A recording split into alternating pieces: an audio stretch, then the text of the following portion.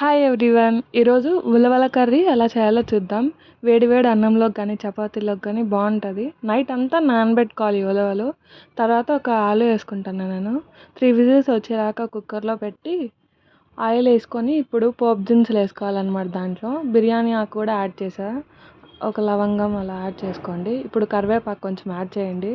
తర్వాత ఆనియన్స్ చిన్నగా కట్ చేసి వేసుకోవాలి. అవి బాగా ఫ్రై చేయాలి.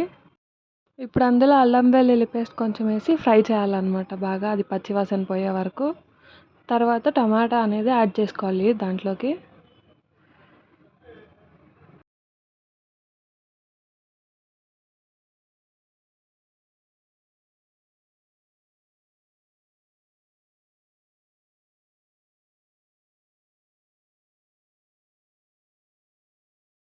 టమాటా అన్నది బాగా ఫ్రై అయ్యాక ఇప్పుడు 2 స్పూన్స్ కారం, 1 స్పూన్ ధనియాల పొడి అండ్ 1 స్పూన్ పసుపు వేసుకొని బాగా మిక్స్ చేసుకోవాలన్నమాట.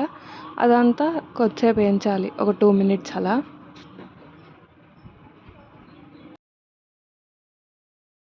మసాలా అంతా వేగాక ఉలవలు యాడ్ చేసుకొని ఒక 2 మినిట్స్ వేయించి తర్వాత ఉలవల్లో ఉడకపెట్టుకున్న వాటర్ కూడా యాడ్ చేసుకోండి దాంట్లోకి.